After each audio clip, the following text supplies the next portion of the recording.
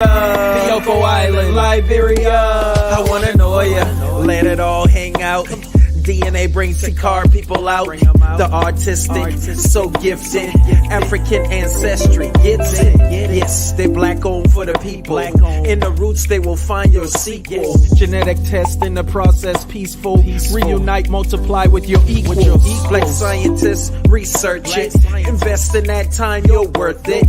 Experience feels so perfect. Get on the right path to your purpose. No other in the industry like this. Find your link to a tribe, precise kit. The Mende people, Mendenga, Volanta, the house. I wanna know ya. Cameroon, Guinea-Bissau, Sierra Leone. Gotta let me show ya. Nigeria, Bioko Island, Liberia. I wanna know ya. Cameroon, Guinea-Bissau, Sierra Leone. Gotta let me show ya. Nigeria, Bioko Island, Liberia. I wanna know ya. AfricanAncestry.com. The pioneers in genetic tracing for black people. Since 2003, doing what no other in the industry can do.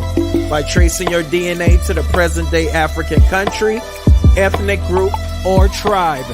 What better time than now to find out where you came from? Order your kit today.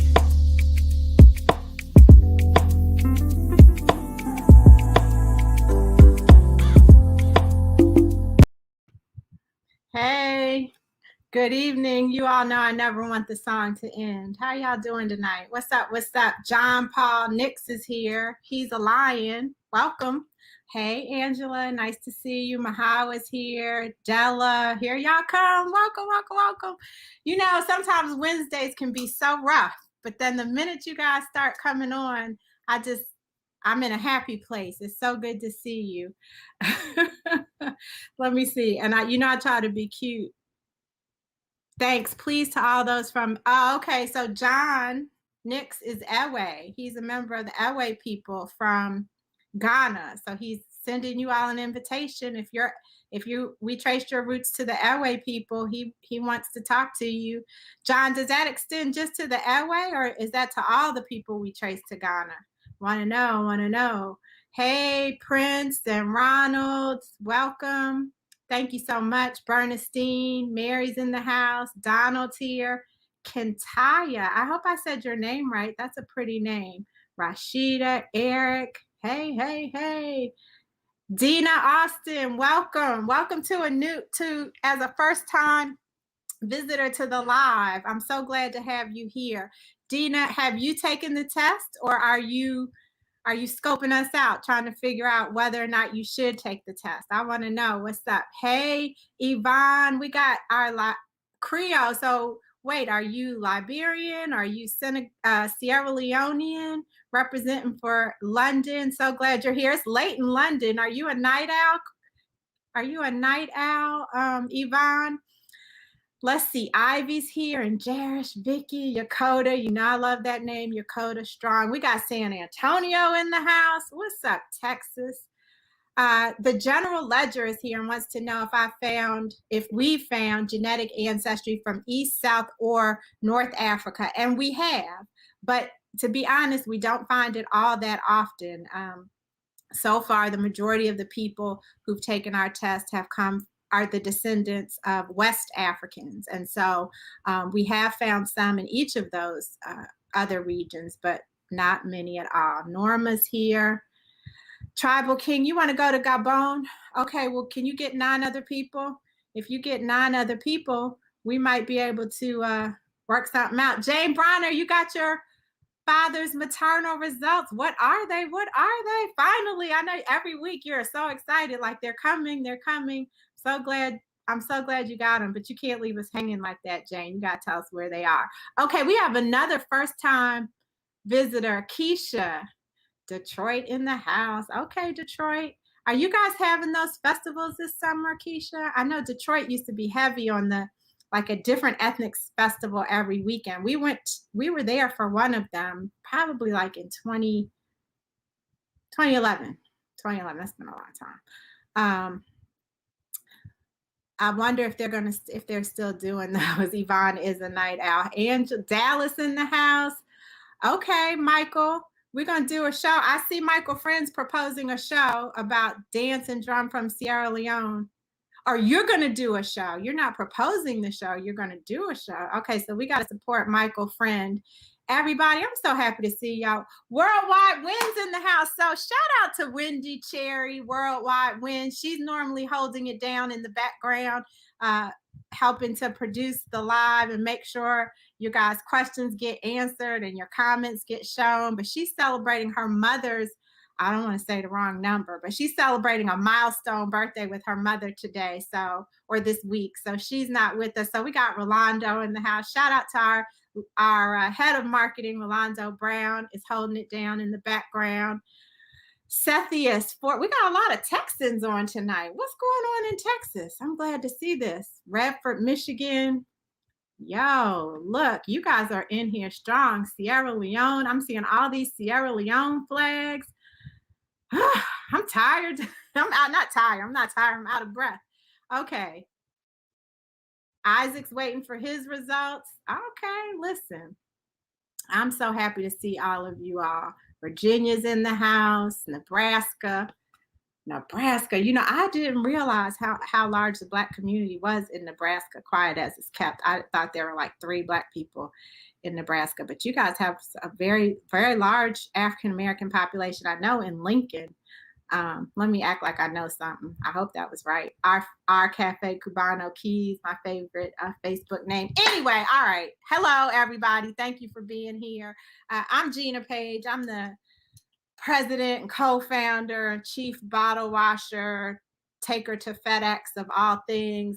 You name it, I've done it, and probably am still doing it here at AfricanAncestry.com. You all know us. We are the pioneers of genetic ancestry tracing for Black people around the world, period. That's what we do. We're not here to tell you that you have some African ancestry. We're not here to tell you that you got some percentage of other ancestries. We're not here to connect you with your 5th and 6th cousins. We're not here to tell you your health traits. We're here for one purpose, to tell you the ancestry of your ancestor on any one branch of your family tree. That's what we do. So we have a Patroclan test, which most of you who are showing your flags, putting up your flags, have taken. The Patroclan test is a complement, I would say, to genealogy research. And we're going to learn genealogy 101 in just a few minutes. But it looks at one branch of your family tree, mother to mother to mother to mother, and it goes back 2,000 years. And it tells you where the people that you share ancestry with for that time period are living today. If it's Africa, then we tell you the present day African country and the ethnic group or tribe. We don't know if it's going to be African. There's a 92% chance it will be African. And some people on here, you know, they can attest to this. It may not go back to Africa. We don't know. But when it's Africa, you're going to get more detailed information than any other DNA test can give you in the world. And that's what we're very proud of. Now, that test is not just for you. You get to share that test result with everybody in the family along that branch of the tree. So everybody who comes from your maternal great-grandmother, they all share these same results.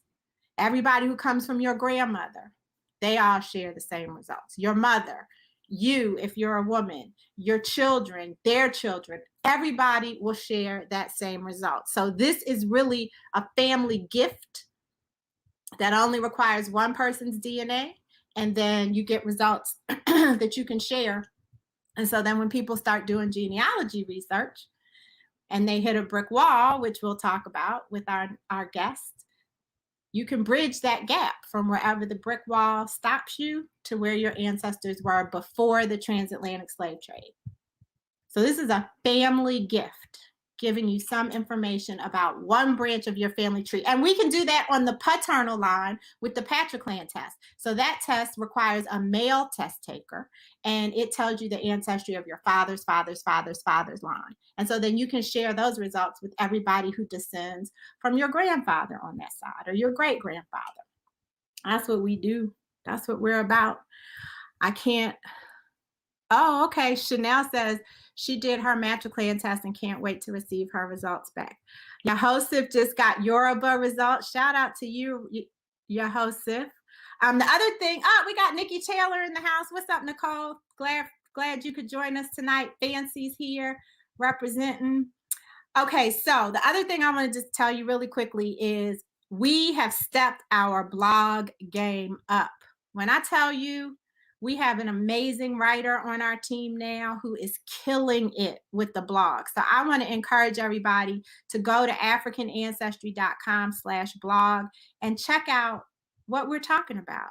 It takes the conversation, it broadens the conversation, some of the conversations that we have. We talk about things that we're not necessarily talking about on our live broadcasts. And we've even asked you some questions in the blog. So we'd love to get your comments. We'd love to get your feedback at africanancestry.com/blog. The last thing I'll tell you is last week we were on here with our friends from mahoganybooks.com, and they were anxiously awaiting the opening of their new store, and they're open. So everybody who said you were going to tell somebody in the DMV about Mahogany Books, go on and tell them, because they're open in National Harbor. We are so happy for Derek and Ramunda Young and Mahogany, their daughter Mahogany, that they have realized this dream coming out of the pandemic. They have a new brick and mortar location in National Harbor in Prince George's County, Washington, D.C. Yes, Carrie, only males, people born as male, biological males, can take the Patroclan test. So it's because we use the Y chromosome, and only males have a Y chromosome. We don't have women, we don't have Y chromosome. So that's why the men have to take the Patroclan test, but men can take both. So just because you're a man, don't feel like you have to take the Patroclan. You have the choice of taking a Patroclan test and having a 92% chance of an African result. You also have the choice of taking the Patroclan test and having a 65% chance of an African result. So, Carrie, you're a woman. Do you identify as female and you submitted a Patroclan test? Is that what I see you saying? If so, not to worry. Can you DM us your, actually don't DM us. You can DM us or email us at info.africanancestry.com with your kit ID number, and I'll let our team know. So it's going to take some time now. It's going to add some time to the process because you're going to have to re-swab. So we're going to have to send you some new swabs. You'll do the swabbing again, and then we'll submit those as a Patroclan test. So yeah, thank you, Rolando. Okay, all right. So when everybody, okay, I'm taking my glasses off. Everybody, please listen. Women cannot take a Patroclan test. If you are a biological woman, you cannot take the Patroclan test because you do not have the DNA needed to determine paternal ancestry. So if you want to know your father's line, you're going to need your brother, your father, your brother's son, your uncle, your male cousin from an uncle. Any one of them can take the Patroclan test on your behalf, and the results will be part of your paternal ancestry, okay? So please, please, please, everybody, pay attention to that. All right, so we have a special guest. Her name is Shelbi Walker, and Shelbi is a new friend of African Ancestry. We met her several months ago, and she is a professional genealogist, among other things. And so I've invited Shelbi to join us to give us sort of a primer on African Ancestry, a primer on Genealogy 101. So I want to see some emojis. Let's see, what kind of emojis should we give? So Shelbi's in California, so I want to see some trees. I want to see some palm trees, some sunshine, some flowers to welcome Shelbi Walker to the live. You guys don't let me down. You've done such a great job with welcoming folks. I want to see you drop that welcome in the comments. And here she is, Shelbi Walker. Hey, Shelbi. Hello. Hi, Gina. How are you? I'm doing mighty fine. I know you heard in the background, I love the African Ancestry Live community. And so I'm hyped up every time we get to come on here and talk to them. How are you doing? I'm doing well, and I'm seeing in the chat all the palm trees and the sunshine. So I'm real excited about that. I'm so happy to be here chatting with you today and with everyone. This is a fun time. Thank you for coming. And so I want to dive right in, Shelbi. Yeah. And I wanted to do, instead of being conventional and talking about your bio, I want to just kind of unfold your receipts as we go. Okay, so I know that you are a very accomplished genealogist. Let's start off with, what is genealogy? Genealogy is the study of your ancestry. It's your people, it's your folks, it's understanding who they are. And for us, it's understanding the shoulders we stand on. It's identifying those individuals. That's really all it is. It's a study of your family tree, getting deep into those roots. Okay, and so I know that you've been doing this for a very long time. Yes. So I don't want you to start at the very beginning, but I would like to know what made you get started with genealogy, and how long have you been doing it? So professionally, I've been doing it for 20 years.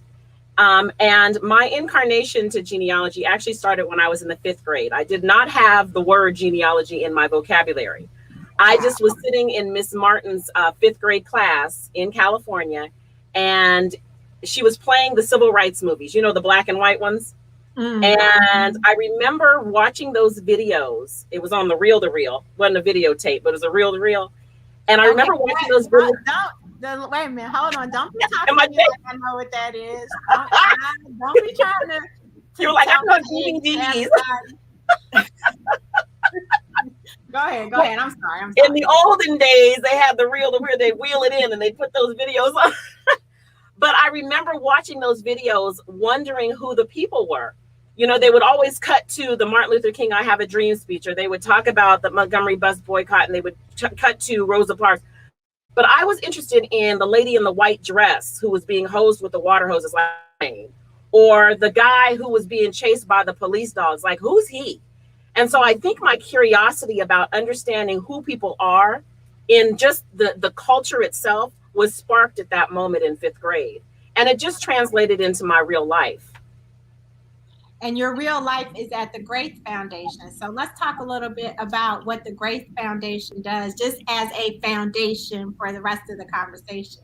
Yeah, so Grace Foundation is robust and wonderful. It's really about connecting yourself to the others in your life. So we have a couple of different areas. We work with adult adoptees who are in search of their biological families. We work with young people who are in search of their identity, emancipated foster youth who only have an arm's distance relationship with their families. We dig very deep into their family history. And we also help people, kind of the average man, do what Henry Louis Gates does in Finding Your Roots. We trace your genealogy and we trace your family history. And so those are the 3 branches essentially of Grace Foundation. And I started the foundation several years ago, but we've been doing the work for the last 20.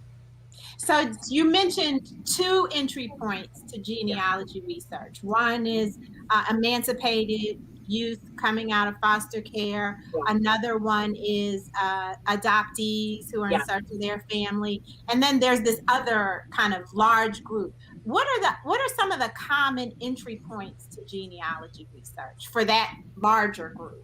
Yeah, people just don't know, especially Black people. We don't know who we come from because the narrative has been told for us and to us. And so most people can only identify with their great-grandparents maybe on one line of their family tree. And there's this healthy curiosity that Black people are beginning to have. And I think has always been there, but the information hasn't always been readily available.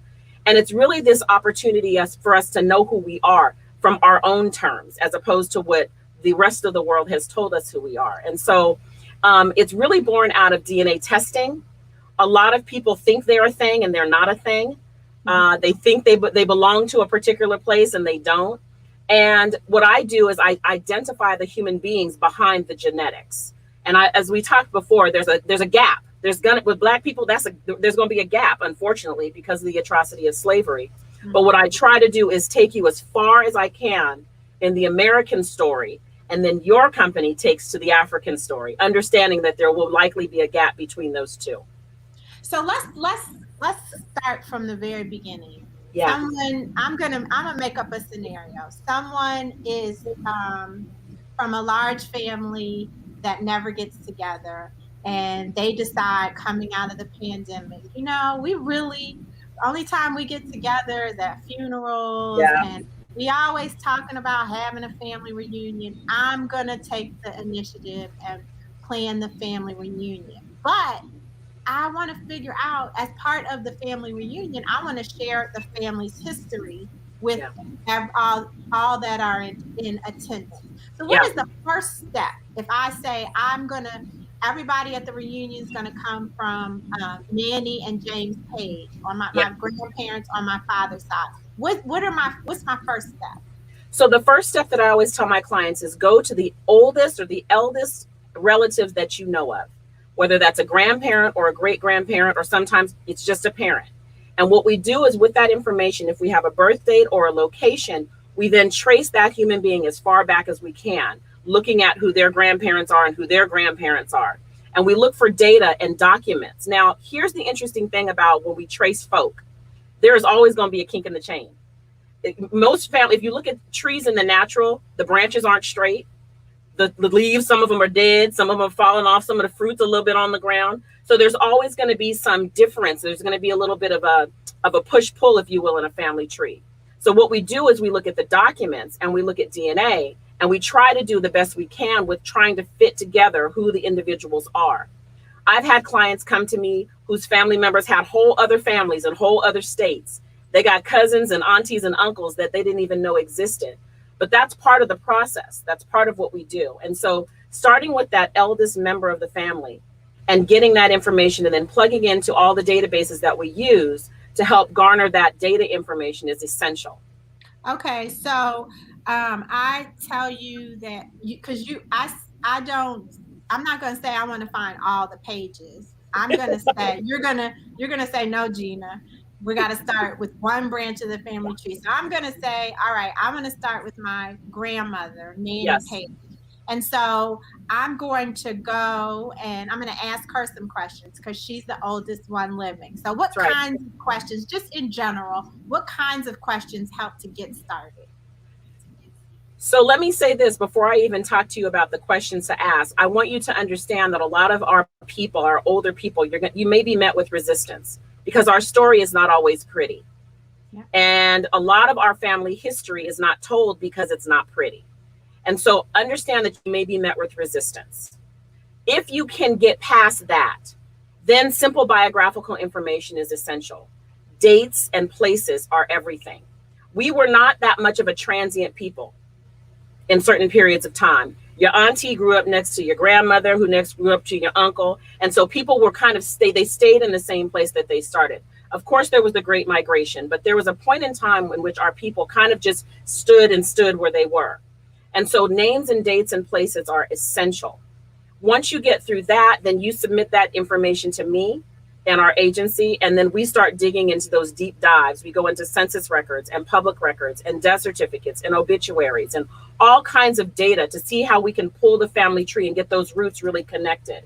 And then once we build down deep into the roots, we then begin to build up into the trunks and all of the branches that branch off from those roots.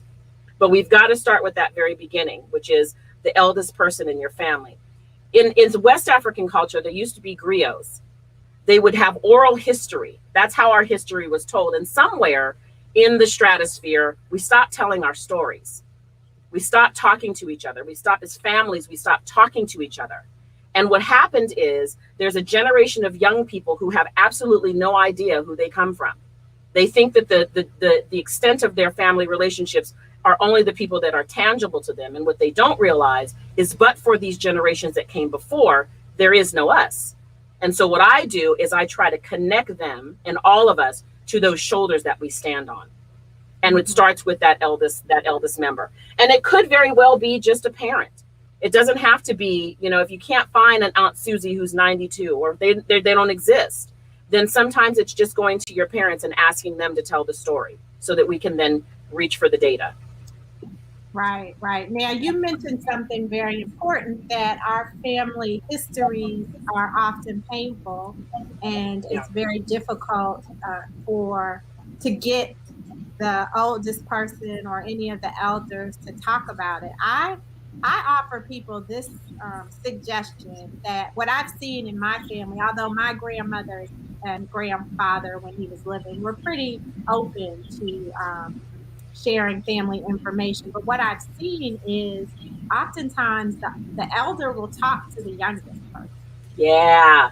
And so I suggest that people have the youngest person in the family use a phone, record, you know, turn it on record, and have them ask the questions, because they sometimes can get more information. Absolutely. I think that's such a great point. Elders can hardly resist the little ones. And so because we have this benefit of technology, recording is essential. It's kind of what the idea is. We do what the Shoah Foundation did with those from the Holocaust, where they sat down and they told their stories. They talked about what happened during the Holocaust. We have yet to do that with our elder Black people. And let me just say this, with the pandemic, we are dying off. It is today. Today's the day that we need to do it. And for me, it's essential. I wish that I had the sense of mind to do this when my great-great-grandmother was alive, when I was a little child, and I would sit at her feet and she would brush my hair. I wish I had the sense of mind to ask her questions about her life. I've now had to discover it as I've gotten older. But we need to do that now as Black people with all of the elders in our family, so that we can then continue on the story. If not us, then who? Right. It won't get done. So let's talk about some of these records. You mentioned different records, resources that your company uses, and I know that others who just lay genealogists who maybe do some research up to a point and then come to you use. What are some of the types of records, and which do you recommend we start with? Because I think there's some records in there that people don't usually think about. Yeah, so I'm a big fan of census records. I'm a big fan of newspaper articles, but I love a good obituary. And it sounds really morbid, but I love an obituary, because obituaries lay everything out. Right. They give you all the info. Everything. Exactly. I love a good obituary. And I got to say, I encourage people to save their grandmother and grandfather's obituary when they pass away, because sometimes they're not available online, unless you publish them yourselves or the funeral home publishes them. They're not necessarily available. So an obituary is really, really essential. Earlier, I talked about places as well. Sometimes information is not available on the internet. You've got to actually go to, Hollow Rock, Tennessee. You got to go to the library, because those records exist there. So talk about a family trip where you're actually going to those places and spaces once you've located the individuals, and going and seeing the grounds of which your people came from. I'm getting chills talking about it, actually. When you can step on the soil of where your people have come from and come through, it's transformative. And I've had clients do it before, once we've traced their genealogy, going to the spot that they lived and where they existed, their ancestors existed. It's transformative, and it changes how you see yourself in the world. Did you ever see that documentary called Finding David Wilson? So I heard about it, but I haven't seen it. So he founded thegrio.com many moons ago. Yeah. And he was doing genealogy research, and he found his name was David Wilson. He found a white David Wilson.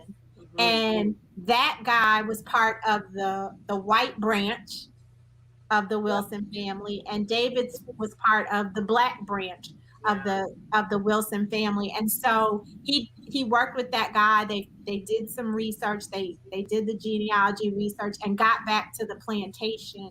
And then his family did exactly what you just described. They went to the plantation. I think it was in Georgia, and they had a whole a very powerful experience. Absolutely. Just being on those grounds. So if anybody wants to check that out, it's a documentary called Finding David Wilson. So, Shelbi, what are some of the challenges with looking at these records, particularly for Black folks? Well, some of the challenges, one of the biggest challenge is the atrocity of slavery. We cease to be human beings at a certain point in time. We just end up being like tables and chairs. And so, unfortunately, for a lot of African Americans, we have to rely upon our white ancestors to give us an identity, even if it's merely an age and a gender on a slave schedule. Perhaps it's a first name on a probate record. But at some point, we just stop being human beings. And I have to say, it's the most frustrating part of my work. When I have European clients, I can trace back generation after generation after generation. And for African American people, most of us, it just stops with our African roots. We have to rely upon those European roots to kind of carry us through. And so I actually had an incident when I was tracing my husband's family tree. Second great grandmother is a woman named Frances Nutt Bland, and she's the product of her slave master father and slave girl. That's all her mother's name was. And I located her in a slave schedule, as well as her father's probate records when he passed away as an 18-year-old girl worth $600. And she was listed next to cattle and tables and a bureau. And when my husband and I discovered the record and we started really meditating on what that meant, it's his second great grandmother. This is not a far time. This is not ancient history. And looking at that record and seeing a name and then being able to trace her through his grandfather's side of the family, it blew us away. It blows me away every time I do it because it's just that close. We think that, people always talk about, oh, that was ancient history. That was so long ago. It's yesterday. It's yesterday. And so those roadblocks exist where those tick marks on a slave schedule represent human beings. And that's probably the most challenging part of it, that I can't get past it. Try as I might. It was stripped from us, and it was stripped on purpose. It was stripped on purpose. I appreciate you saying that. I mean, I talk often about the institution of slavery as a business. Absolutely. And in order for the business to function, they needed to control the inputs. That's right. And we were the input. And so right. They found all different ways to control us, be it, selling us apart from our families, be it forbidding us to play the drums, be it forbidding us to read, from forbidding us to write, all of these things, all of the we couldn't move around, obviously, we were enslaved. It was by design. It was very Absolutely. Well thought out, well executed design. So I like that you said too that, at some point we're going to hit a brick wall. And that's the only reason African Ancestry exists. Exactly right. If we wish that we didn't have to be here. We wish that it would be as simple as looking at a record and finding out that your, sixth great grandmother came from the Ateke people living in Gabon today. But unfortunately, those records were not kept. That's right. But we do have the record of our genetics. So that's why it's very important to me that people see genealogy as a complement, or genealogy and genetic ancestry testing, tracing as complements. Absolutely. They're complementary processes that illuminate something about ourselves and our families that we wouldn't otherwise be able to know. Well, and the thing is this. People think that our history as Black people starts in the transatlantic slave trade, and it doesn't. See, we've been conditioned to believe that we are products and we are the descendants of slaves. We're not. We are the descendants of enslaved people. What we are descendants of are engineers and doctors and kings and queens and physicians and innovators and creators. I mean, that's who we descend from. And it is by design that white people, European people, stripped us of that because they didn't even expect us to survive. I mean, if you think about just the transatlantic slave trade in its natural form, stripping a people from their land, their language, their food, their culture, and putting them in a place that is completely foreign to them. You should not have survived. None of us should have survived. A lesser people would not have. So what else are you going to do to control a people that are that powerful? Well, you have to strip them of everything. Their dignity, their integrity, their beliefs, their everything in order to control them. And what we're doing at Grace Foundation and what you're doing at African Ancestry is reclaiming it and saying no more. We're not doing that anymore. There may be a gap. There may be a 400-year gap, but we can take a line from the coast all the way from the United States and drop it right on the coast in the guts and the internal being of Africa and bridge that gap. That's what we're commanded to do. And that's how we reconnect. I love that power, and everybody you're preaching to the people right now, Shelbi. Great teaching and all of that. Something Yokota said struck me. Seeing ancestors listed as property compels him to honor them and find their history before slavery. And this is not a secret, but Yokota has been very committed to using DNA to help him unlock information about his family's history. But one of the things I wanted to point out, and hopefully you can elaborate on this, Shelbi, is that if you do get two things, actually, if you do get to a place on a record where you see that value, like with your husband's second great grandmother, think about that in terms of economics. What is the present day value of $600? And so, and I don't know the answer to that, but maybe there's an economist or an actuary in the chat who can tell us that answer. But as far as much as we were devalued, and for as much as the communication was for us to believe we had no value, look at the dollars. You see that we had tremendous economic value, right? And she was an 18-year-old girl. Now, later down on that schedule is a 76-year-old woman named Old Millie, who had zero value because she could bear no children. She had no value, which, talk about bringing it to the forefront with our children who don't want to do their math homework. I sit them in front of that slave schedule and I look at the probate record and I said, this is your third great grandmother who was 18 in 1852, who was worth $600, which is about what we paid for that chair over there. And you don't want to do your math homework. It's sobering to them because it's not that far away. And so that's what we all must do. We really need to honor our ancestor. I talk about the bold, big, black shoulders that we stand on. We are our ancestors' wildest dreams. There's a t-shirt that's going around that says, I'm not my ancestors. I am my ancestors. I am. There's a shirt that says, I am not my ancestors. Yeah. Oh, yeah. Because people think that Black people, older Black people, were deferential and they were accommodating to white people. Okay. And I'm like, here's the deal, folk. But for them, there is no you. I am my ancestors. I am the greatest dream that they could possibly have. I'm the reason that they fought and toiled and struggled. They couldn't imagine the life that we have now. And they did it for our benefit. And so we have a duty, not only a duty, we have an entire responsibility to say their names, to know their names, and to honor them in everything that we do.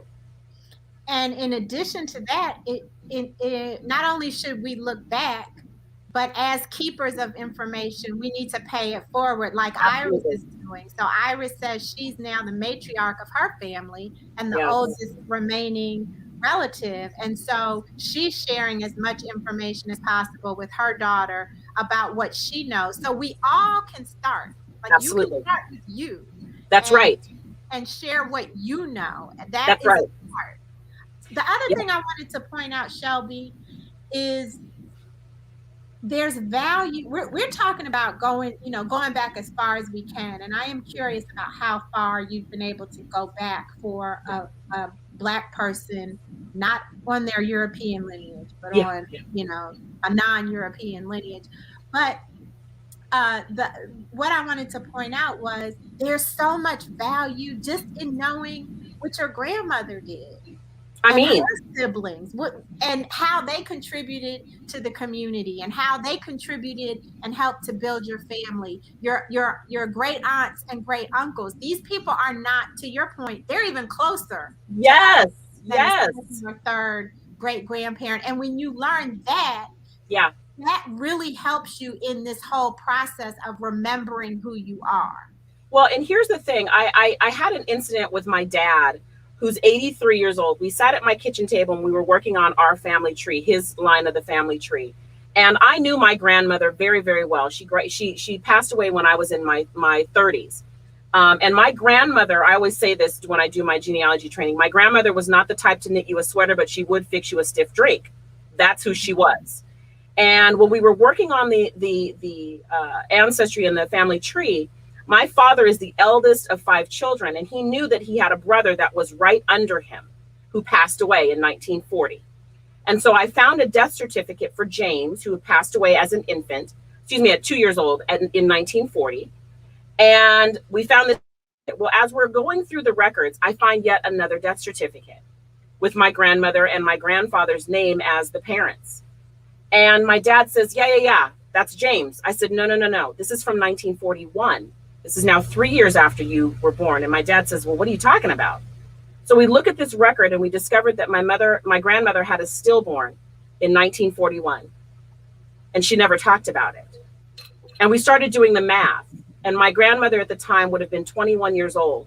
And my father was 3. And she had to go home now twice with no babies. And my 3-year-old father tugging at her apron. And we wept for my grandmother because it explained her.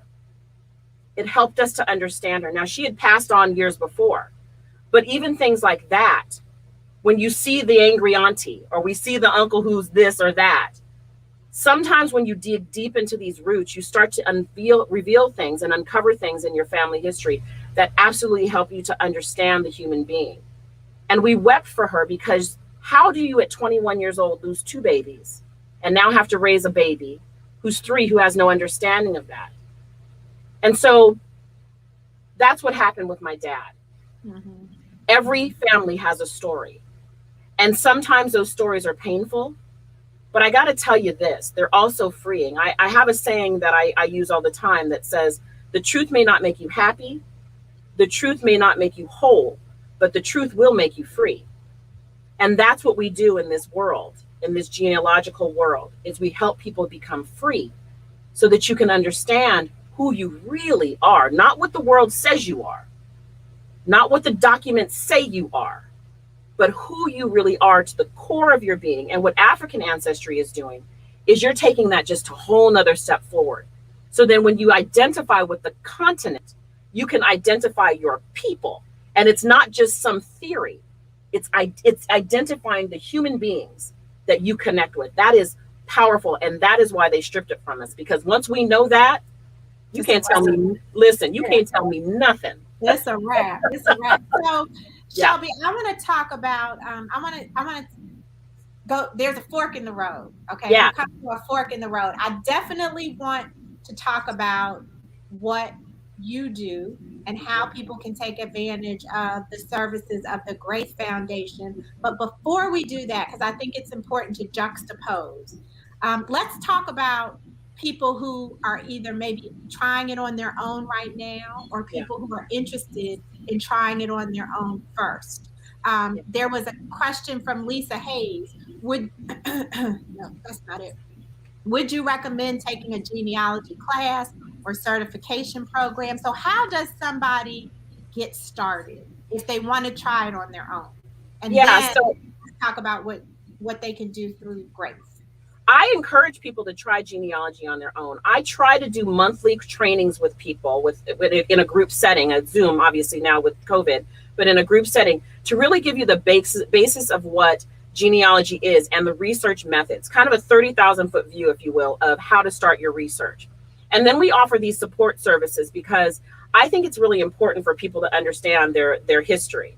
So we offer a training called Genealogy 101, and I'll send it over to you so you can put it in the blog or wherever on Ancestry, African Ancestry.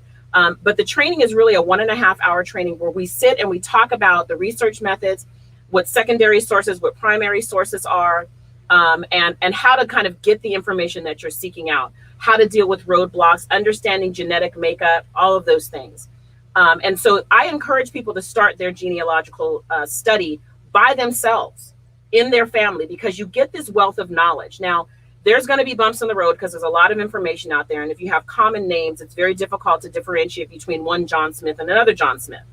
But that's what we do. We help you navigate those water in the Genealogy 101 class. And so that's the first part of it. The second part of it is when you are doing your own research and you do find difficulty in it, we are well open.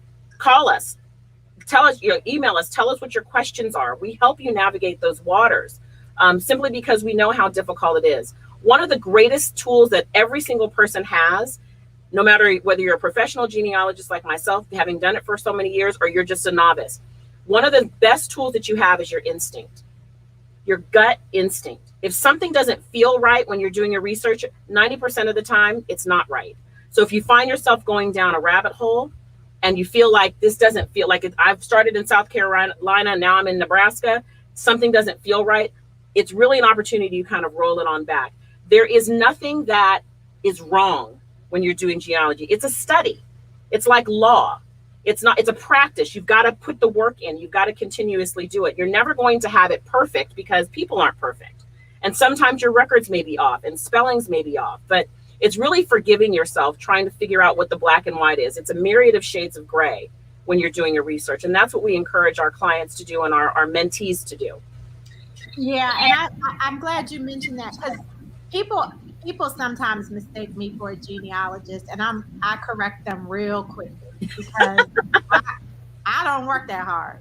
Yeah, it's a lot. Research is some of the hardest work that you can do, and I don't mean to say that to discourage anyone. Yeah. But you got genealogists. You all put in a lot of work. Tons of hours. Yeah. And so let's just talk about let's keep talking about the second great grandmother, your husband's second great grandmother. How many hours do you estimate that you put in to get to that point? For us to get to her, it was probably about 30 hours just to identify her. And that's with me knowing what I'm doing. Right. And so it's a tremendous amount of work. And it's the kind of work that you can't be wrong. Right. I can't just be like, oh, yeah, that's your cousin. Mm-hmm. You can't be wrong. I'm looking for a needle in a haystack of 7 billion people. So you can't be wrong. And there are a lot of genealogists out there and agencies, and I don't poo-poo anybody's work. I have a passion for what I do. I think it's essential, especially for Black people. It is essential for us to continue on the legacy of our life and our legacy of our people.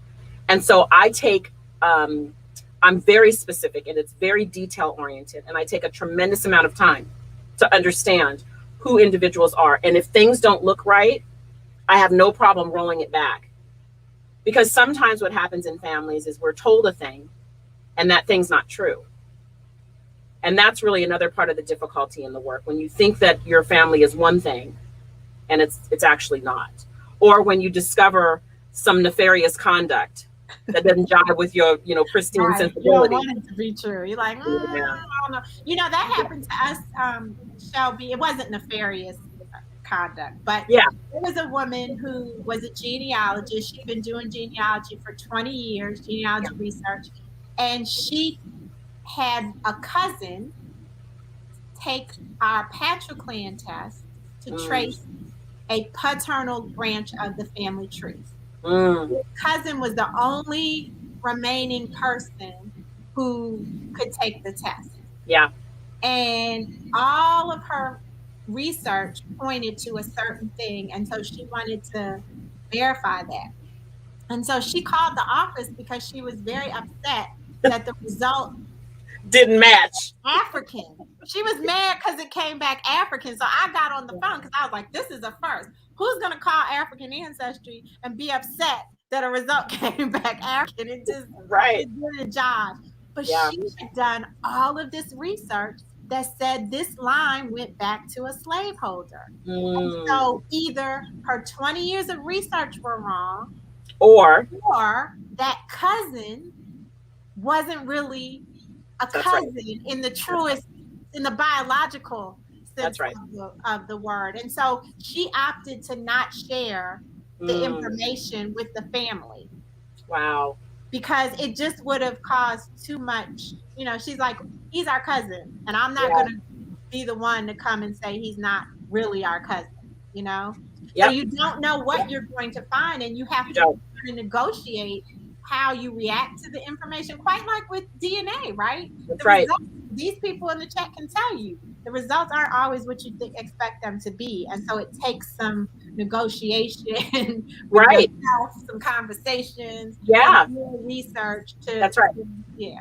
Well, I always tell my clients, like, you know, you didn't have a dog in the fight when you got here. How you got here is not your business. Like, you know, I was raised by my mom and my dad. I love my parents. I don't want to know how I got here. I'm not interested. I don't want to know the day. I don't want to know the circumstance. I don't want to know what the music was. I'm not interested because I'm here. And so sometimes what happens in our genealogy and when we do our research, people take they carry the weight of what they find on their own selves. And it's not yours to hold. It's yours to celebrate. It's yours to look at with joy and with admiration, really. Mm-hmm. Because you didn't ask for it. I mean, there's things. I would have loved for my grandmother not to lose 2 babies. That's not what happened. There are 2 lines of the family that don't exist because those babies passed away. I can't. If I were to hold that onto myself and lament about that and feel sorry for her, I wept for her because it explained her.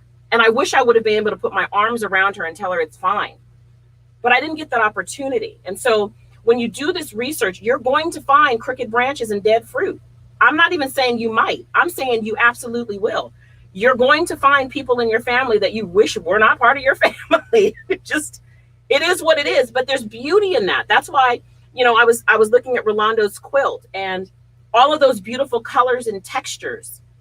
And that's the beauty of our life. That's what it's about. The tendrils of the roots that are intertwined and the branches that are crooked and something like that's beautiful. If you looked at a tree in the natural and it's perfectly straight, it's boring. There's no fun in that. Right. There's no beauty in that. The beauty is the complexity that is our story. And that includes all of the things that are involved with our story, the individuals, the human beings, the thousands of people that it took for you to be here. Mm. It's fascinating work. And, you know, I'll say this really quick. My sister used to practice medicine years and years and years ago. And when she was doing her rotations in neonatology, she came home. I remember it distinctly. She came home from a rotation and she goes, "Do you know how hard it is to have a healthy baby?" Mm.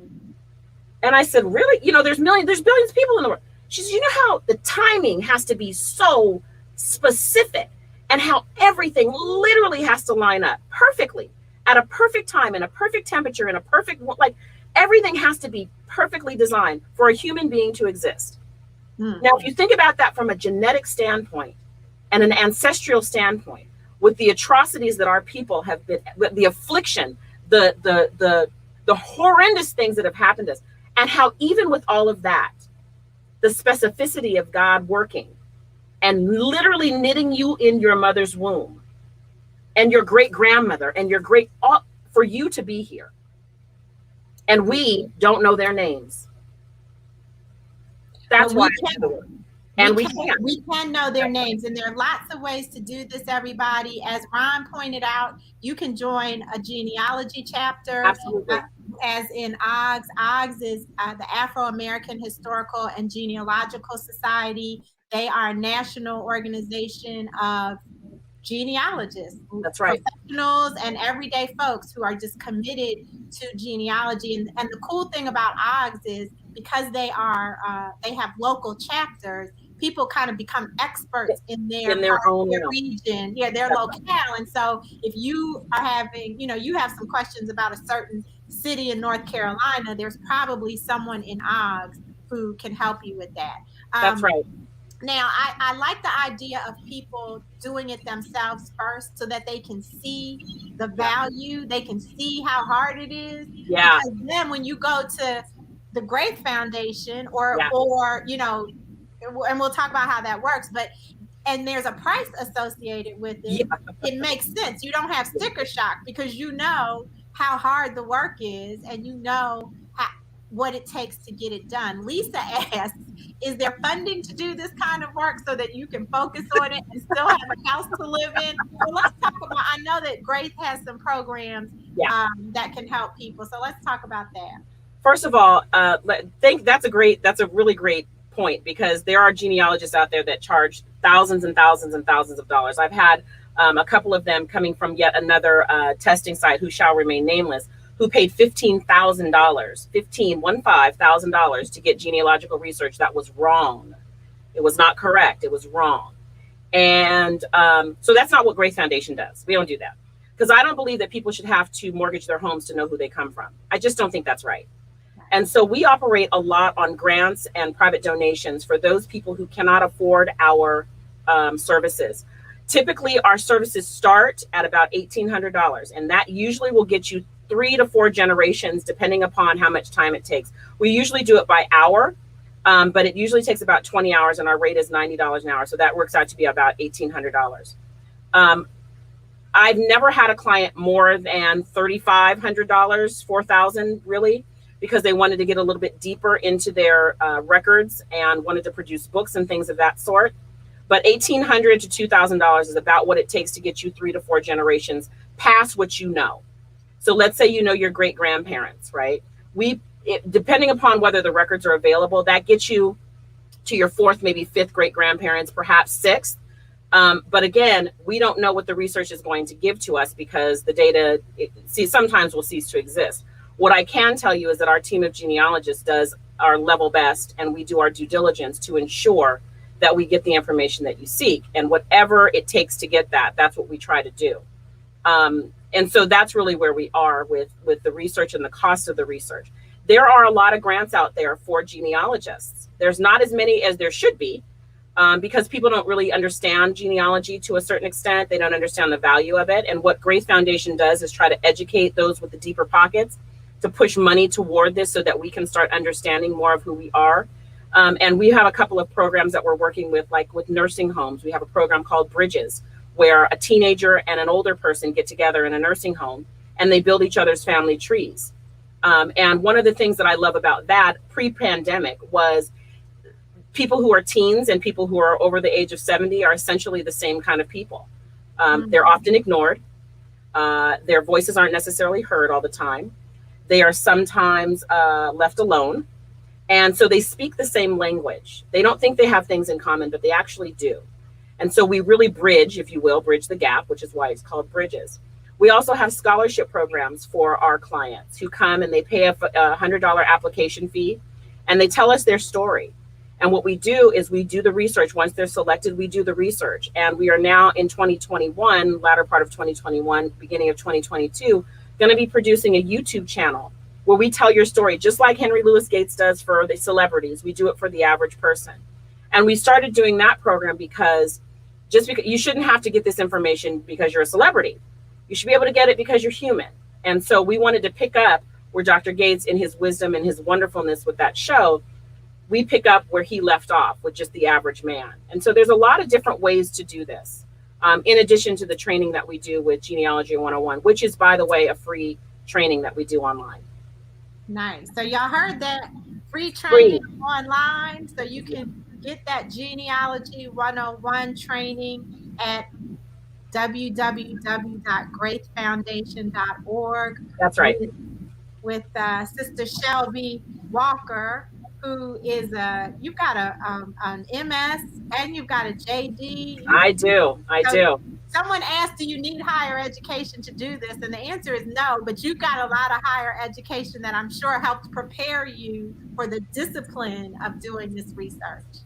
Well, I told you about fifth grade and having that curiosity. And what I didn't tell you is in my former life, I'll call it my former life, I actually worked with the U.S. Attorney's Office in the criminal division. And I used to watch defendants come up to the lectern, and I was meeting people on their worst day. And there were charges being filed against them. And I used to think, how did you get here? Because nobody looks in the crib and says, I can't wait for my baby to be a defendant. Nobody does that, right? And so I was always curious about who you were and how you got to where you were. And even in preparing for trial and gathering evidence, it's the exact same muscle that I use in genealogy. I just look for the little red herrings. I look for the little breadcrumbs. I look for the little bits of information to gather up, to create, in my legal world, a case, and in genealogy, a life. And so it's the same muscle that I use every single day that I used when I was in the law. Wow. Yeah. Woo. Well, Shelbi, thank you so much for joining us and for dropping all of these nuggets and introducing the African Ancestry family to genealogy and the Grace Foundation. I see a lot of people who are like, yes, I'm in. I think they're going to be registering for that free webinar. And hopefully those of you who have been kind of on the fence or been thinking about genealogy will take the webinar so that you can dip your toes in and see what it's all, what it's really about, and then start your search and take advantage of the resources at Grace Foundation to learn more about your family. And absolutely. Yeah. And now that you know, here's the thing, and this is what you said, Gina, and I think it bears repeating. When you know, you must teach. When you know, you must teach. So now that you know in your own family history, you must now sit down the little cousins and the children and the grandchildren, and you must do what the West African culture does and tell the story. If you don't tell it, it dies with you, and they don't know it. Ashe. Everybody, this is Shelbi Walker of the Grace Foundation. Yes, she is awesome. Yes, thank you. You have blessed us tremendously this evening, Shelbi. I really appreciate your time, and I appreciate that those 20 years or 20 years of professional work that you put in. You all who follow Malcolm Gladwell know that it takes 10,000 hours to be considered an expert at something. So she got a couple of several 10,000 times 10,000, right? It goes back to the 5th grade. But that goes to show that, you never know where curiosity can take you. That's right. That's why it's so important to be curious, to want to know about yourself, to want to know about your past, to remember who you are. That's right. That is the foundation for being whoever and whatever you want to be.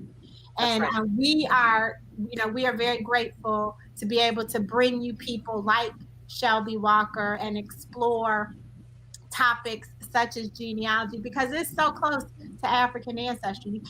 You really can't do one without thinking about the other, because they work together. So make sure you guys check out we got Lindra Marshall in the house. Shout out to Lindra Marshall, who is one of an African Ancestry OG for sure.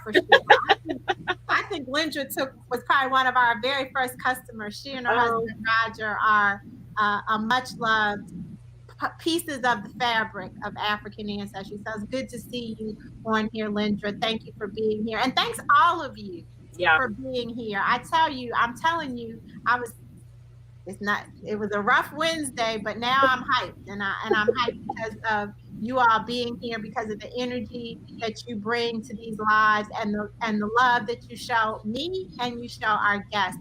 I want to thank Rolando again for pinch hitting for Wendi as she celebrates her mother as an elder. And I want to encourage you all to definitely visit the Grace Foundation and get engaged some kind of way. Get engaged some kind of way with Shelbi and her team of genealogists. We're still in a pandemic. I haven't heard anything that says the pandemic is over. So I'm continuing to encourage you all to please continue to social distance when you feel like that's needed.